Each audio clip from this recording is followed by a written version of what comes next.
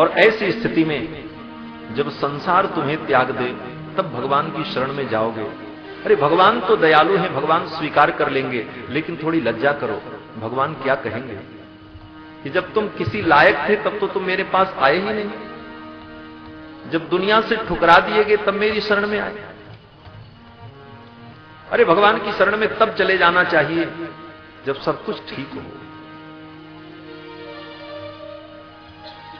विभीषण भी भगवान की शरण में आए, लेकिन लात खा करके आए। तो हम लात खा करके भगवान की शरण में जाएं, उससे अच्छा पहले ही चले जाएं।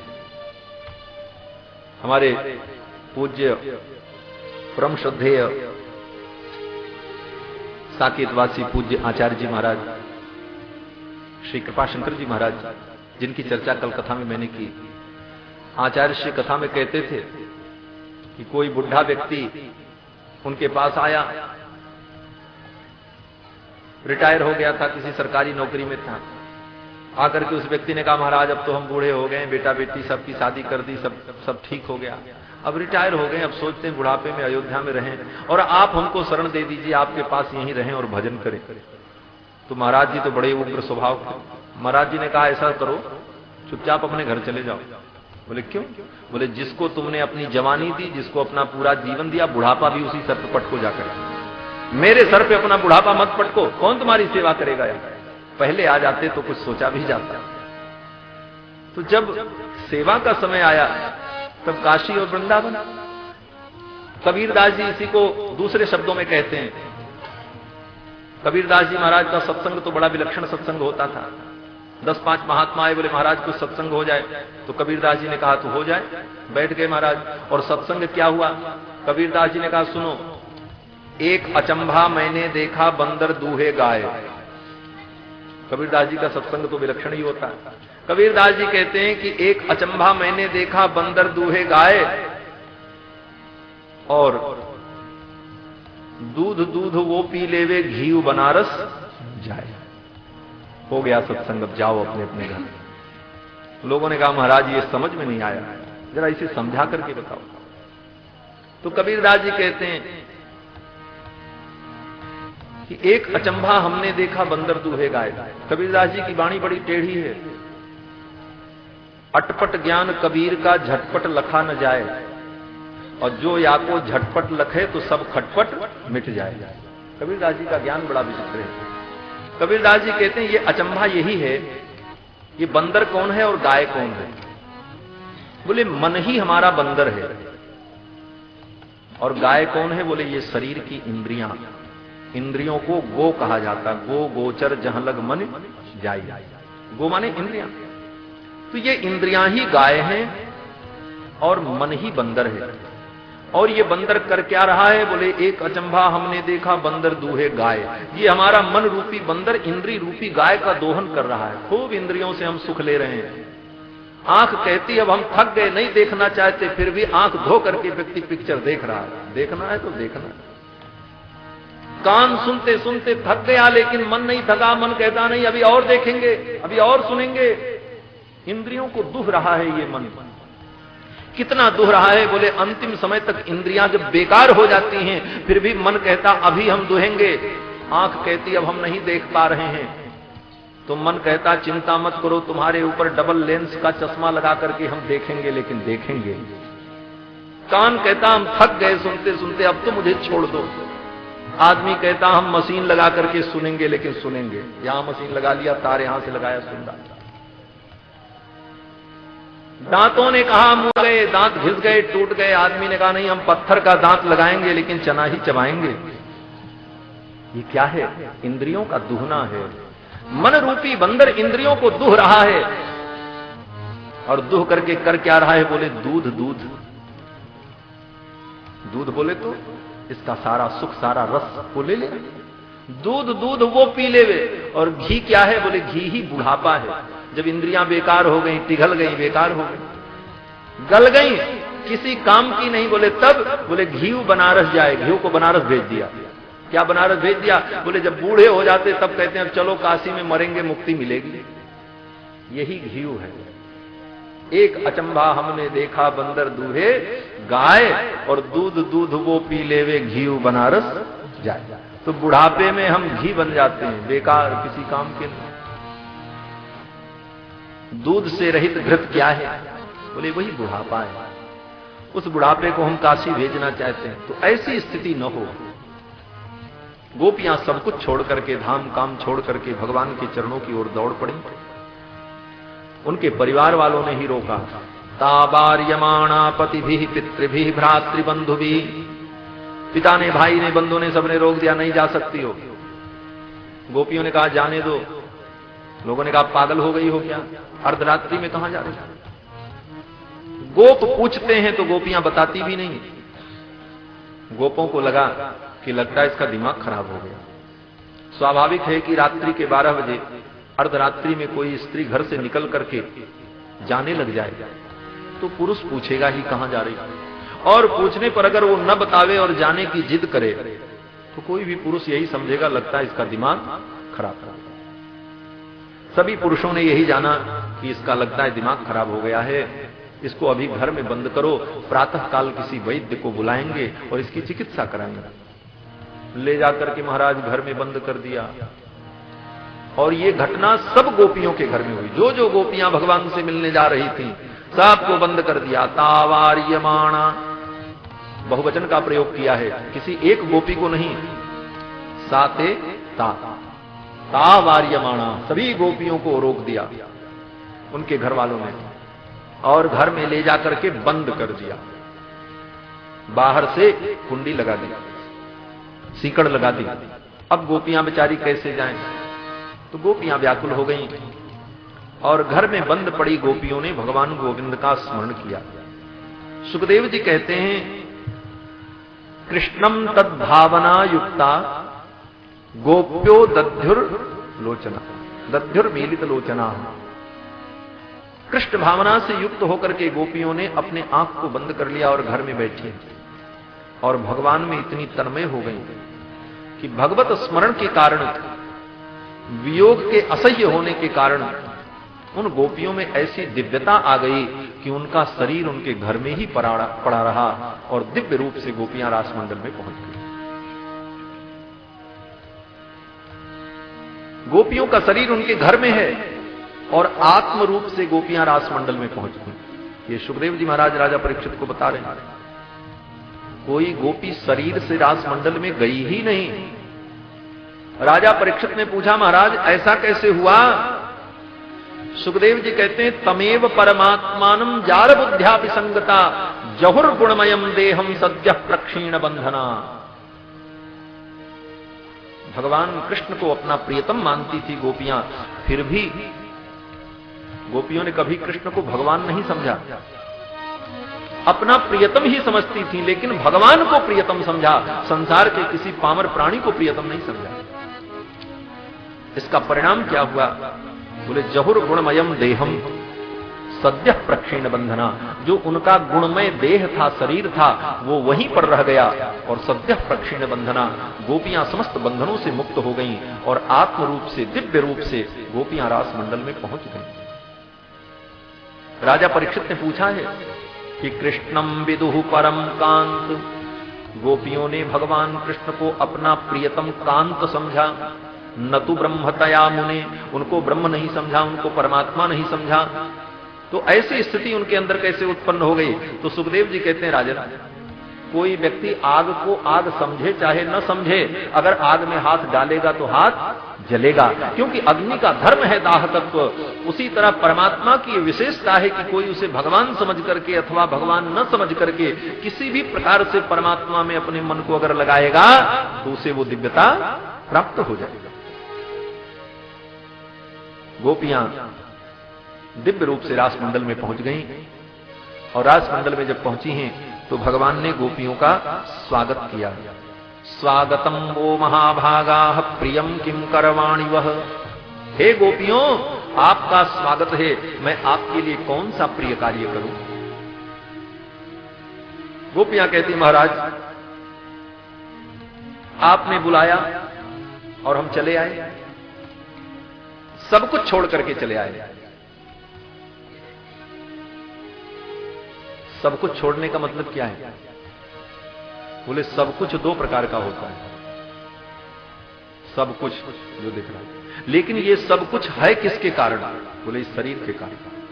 शरीर के संबंध से ही सब कुछ है, तो सबसे बड़ा सब कुछ तो ये है। अगर ये छूट गया तो सब छूट गया। इसलिए गोपियां कहती मैंने सब कुछ छोड़ दिया, सर्वस्व त्याग दिया आपके लिए और आ गई है। लेकिन भगवान भी बड़े विचित्र। भगवान गोपियों की इस निष्ठा की परीक्षा लेने लगे कि क्या देह को, देह बंधन से मुक्त होने के बाद भी देह की आसक्ति तो नहीं है गोपियों के अंदर? आसक्ति बोले तो संस्कार, वस्तु समाप्त हो जाती है लेकिन वस्तु का संस्कार बना रहता है। जैसे इत्र की शीशी में इत्र समाप्त हो जाए फिर भी गंध बची रहती है, उसी को वासना कहते हैं। वास माने गंध। कर्म समाप्त हो गए लेकिन कर्म की वासना पड़ी रह जाती है और वो वासना ही अगले कर्म का कारण बन जाती है। तो भगवान ने विचार किया इनकी वासना भी समाप्त हुई कि नहीं, जरा परीक्षा ले लें। तो भगवान कहने लगे ब्रजस्यानामयम कश्चित ब्रूतागमन कारण, तुम्हारे आने का कारण क्या है बताओ। भगवान ने ही बुलाया था और भगवान ही पूछ रहे हैं तुम्हारे आने का कारण क्या है। गोपियां कुछ पूछती तब तक भगवान ने प्रश्न की झड़ी लगा दी। भगवान श्री कृष्ण कहते हैं रजन्येषा घोर रूपा घोर सत्व निषेविता, ऐसी भयंकर रात्रि, घोर रात्रि, और अपना घर छोड़ करके चली आई।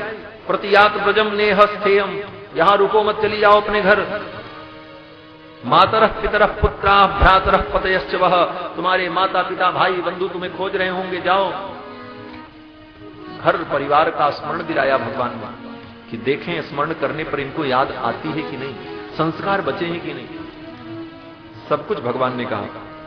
गोपियों ने कहा अब तो हम सबको छोड़ के चले आए, कोई माता पिता नहीं, किसी से कोई मतलब नहीं। तब भगवान ने सोचा सब कुछ तो छूट गया लेकिन लोक की आसक्ति है कि नहीं। संसार की आसक्ति छूटने के बाद परलोक की आसक्ति बची रहती है कि हमको स्वर्ग मिले, हमको पितृलोक मिले, ब्रह्मलोक मिले। ये आसक्ति बड़ी कठिन है। और जब लोक परलोक दोनों की आसक्ति छूट जाती है तब भक्ति मिलती है। ये बड़ी गंभीर कथा है कि लोक और परलोक दोनों की आसक्ति जब छूटती है तब भक्ति मिलती है। श्री चैतन्य महाप्रभु जी महाराज कहते हैं कि भुक्ति मुक्ति स्पृहा यावत् पिशाची हृदि वर्तते। भुक्ति माने भोग, संसार की सुख समृद्धि, और मुक्ति माने परलोक की व्यवस्था। इन दोनों को चैतन्य महाप्रभु जी ने पिशाचिनी कहा है। पिशाचिनी बोले तो राक्षसी। भुक्ति मुक्ति स्पृहा यावत् पिशाची हृदि वर्तते। भोग और मोक्ष रूपी पिशाचिनी जब तक हृदय में रहेगी तावत भक्ति सुख स्यात्र कथम अभ्युदयो भवे, तब तक भक्ति के सुख का अभ्युदय नहीं हो सकता। लोक परलोक दोनों की आसक्ति का त्याग हो।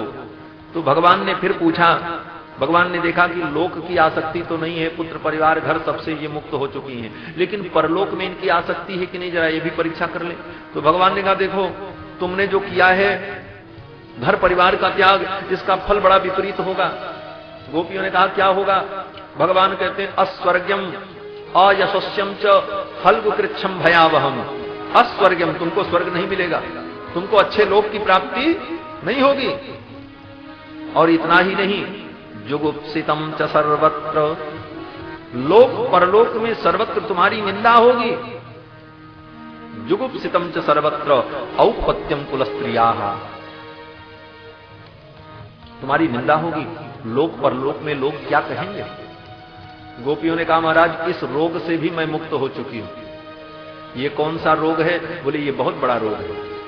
कितना बड़ा रोग है? बोले सबसे बड़ा रोग है। संत कहते हैं सबसे बड़ा रोग क्या कहेंगे लोग।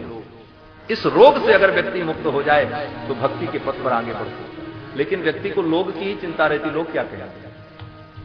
सबसे बड़ा रोग क्या कहेंगे लोग। गोपियों ने कहा इस रोग से भी मैं मुक्त हो चुकी हूं। जुगुप्सितम च सर्वत्र औपत्यम कुलस्त्रियाः, अब मुझे कोई चिंता नहीं। भगवान ने फिर कहा देखो मेरी बात मान लो, चली जाओ। बार बार जब भगवान ने कहा चली जाओ चली जाओ, तो गोपियां व्याकुल हो गई। और गोपियों ने अपने सिर को झुका लिया। पृथ्वी को देखते हुए अपने पैर के अंगूठे से पृथ्वी को खोदने लगी और उन गोपियों के अधर शुष्क हो गए। लंबी लंबी सांसें लेने लगी गोपियां। सुखदेव जी कहते हैं कि कृत्वा मुखान्वय सुचस्वसनेन सुस्यत् बिंबाधराणि चरणेन भुवं लिखन्त्यः। सुस्यत् बिंबाधराणि, बिंब फल के समान, बिंबा फल के समान उनके सुमधुर अधर शुष्क हो गए, सूख गए। आपके लिए सब कुछ छोड़ करके आई थी और अब आप भी हमें त्याग रहे हो, तो अब तो केवल एक जगह बची है, क्या? बोले पृथ्वी में समा जाए। क्यों? बोले जब आप त्याग देते हो तो फिर उस व्यक्ति के लिए केवल एक ही स्थान है कि पृथ्वी फट जाए और वो पृथ्वी में समाहित हो जाए। और आपने ऐसा पहले किया था। त्रेता युग में श्री जानकी जी का जब आपने त्याग किया तो पृथ्वी फट गई और श्री जानकी जी पृथ्वी में समाहित हो गए।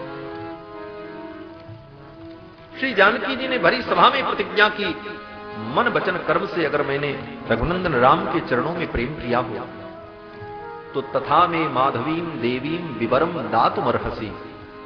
हे पृथ्वी, हे माधवी देवी, तुम मुझे विवर प्रदान करो, मुझे मार्ग प्रदान करो। इतना कहते ही पृथ्वी फट गई और भगवती सीता पृथ्वी में समाहित हो गई। गोपियां कहती, गोविंद आपने भी जब हमारा त्याग कर दिया है तो हम कहां जाएं? एक ही मार्ग बचा है कि हम पृथ्वी में चली जाएं। लेकिन दुर्भाग्य हमारा यह है कि हमारे लिए पृथ्वी भी फटने को तैयार नहीं है। अब तो हमें ही कुआं खोदना पड़ेगा और स्वयं पृथ्वी को खोद करके उसमें हम समाधि ले लें, इसके अतिरिक्त कोई दूसरा मार्ग नहीं। चरणेन भुवम लिखन्त्यः, अपने पैर के अंगूठे से पृथ्वी को खोदते हुए मानो गोपियां इस भाव को व्यक्त करती हैं। और फिर गोपियां कहती हैं कि मैवं विभोर्हति भवान गदितुम निशंसम संत्यज्य सर्व विषयांस्तव पादमूलम। हे गोविंद, आपके चरणारविंद के लिए सब कुछ हमने त्याग दिया और आप कहते हो चली जाओ। ऐसी नृशंस वाणी, ऐसी कठोर वाणी आपको नहीं बोलना चाहिए। तो भगवान कहते हैं फिर मुझे कैसे बोलना चाहिए, तुम ही बताओ। तो गोपियां कहती हैं कि भक्ता भजस्व दुर्वग्रहमा त्यजस्मान, भक्ता भजस्तु दुर्वग्रह मा त्यजास्मान। आप हमारा त्याग मत करो, हमें स्वीकार करो। किस प्रकार से? बोले देवो यथादि पुरुषो भजते मुमुक्षून। जिस प्रकार भगवान आदि पुरुष नारायण अपने भक्तों का त्याग नहीं करते, उसी प्रकार आप भी मेरा त्याग मत करो। आप बार बार कहते हो चली जाओ चली जाओ। आप तो सब जानते हो, व्यक्ति वहीं जाता है जहां उसका मन जाता है, व्यक्ति वहीं होता है जहां उसका मन होता है। आप यहां बैठे रहो लेकिन आपका मन अगर मुंबई में है तो आप मुंबई में हो, कथा में नहीं हो। क्यों? क्योंकि मन ही व्यक्ति की सारी क्रियाओं का मूल है। मन एव मनुष्याणाम कारणम बंध मोक्षयोः। वेदांत कहता है कि मन ही व्यक्ति के बंधन और मुक्ति का कारण है। ब्रह्म बिंदुपनिषद में यह मंत्र आया है कि मन एव मनुष्याणाम कारणम बंध मोक्षयोः।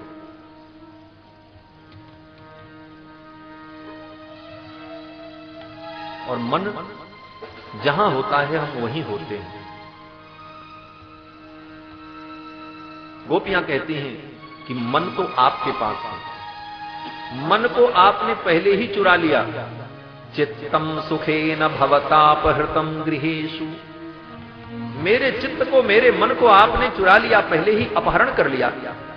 अब बचा है केवल शरीर। और आप कहते हो कि यन निर्विशत्युत कराम अपगृह्य कृत्य। जाओ जाओ अपने घर जाओ। तो घर जाकर के भी हम क्या करेंगे? शरीर भले चला जाए, मन तो यहीं रहेगा। और जब मन यहां रहेगा तो वहां न काम होगा, न भोजन होगा, न कोई क्रियाएं होंगी, क्योंकि मन सबका मूल है।